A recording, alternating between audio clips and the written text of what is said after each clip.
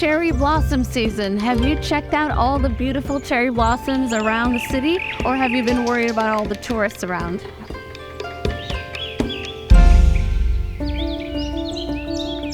The cherry blossom trees were a gift from Japan, where First Lady Helen Taft received more than 3,000 cherry blossom trees from the ambassador and his wife. And to this date, every year, more than 1 million tourists come to DC to check out the beautiful bloom.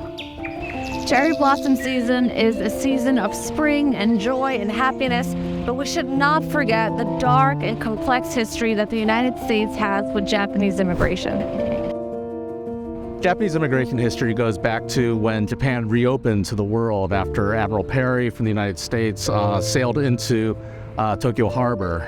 After that, once there was sort of that easing of the movement of people in and out of Japan, a big part of that also, this happened coincidentally to when the United States was kind of determining that the Chinese becoming too many in numbers, we passed the Chinese Exclusion Act, and the Japanese were seen as a replacement for that cheap labor in the country.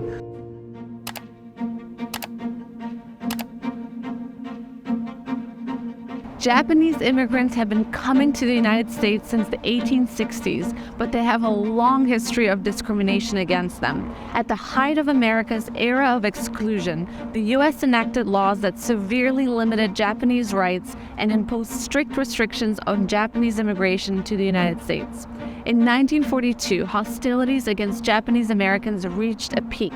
Following the attack on Pearl Harbor, President FDR issued Executive Order 9066. It called for the forcible removal and detention of Japanese Americans, where in total over 100,000 people were sent to internment camps within United States soil. Like all Asian immigration, Japanese immigration has largely been just to provide that labor early on. As a result, there was a lot of resentment from many of the white people who were in California, particularly as many Japanese immigrants and Chinese immigrants began to find some success. They would begin to establish businesses. They would actually begin to own property because of their children who were able to own the property. Many laws had been passed actually to try and restrict that. We had alien land laws which prevented immigrants from owning property. The naturalization laws also did not allow immigrants to become U.S. citizens, which then meant they could not own property, they could not do a lot of things. But once they had children who had the right of citizenship by birthright, many Japanese Americans were able to purchase land, able to own businesses.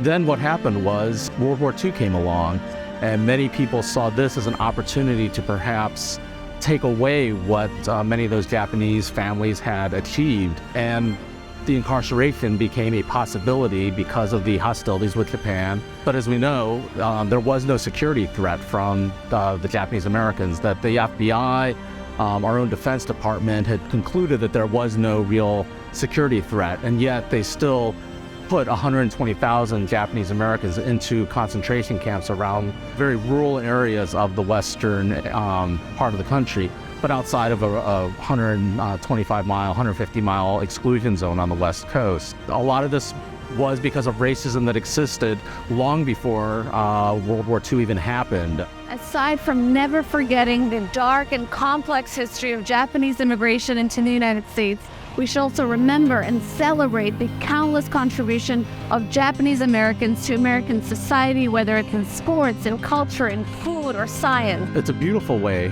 for us to have these sorts of cross-cultural interactions. For Japanese Americans, it's particularly important because of our history to now have this sort of acceptance of our heritage. Now we see that there's sort of this insurgence of Japanese dining. Omakase meals are what everyone talks about. Everyone eats sushi now. We see how the culture of Japan has now become such a part of American culture. And for us as Japanese Americans, we certainly celebrate that because it does present sort of an acceptance of this country for who we are that we have not always experienced as a community. While the U.S. has tried to reconcile with its difficult immigration past, we must never forget what happened in order to prevent it from happening again. because during the pandemic, the worst of us came back out again. Hate crimes against Asian Americans skyrocketed.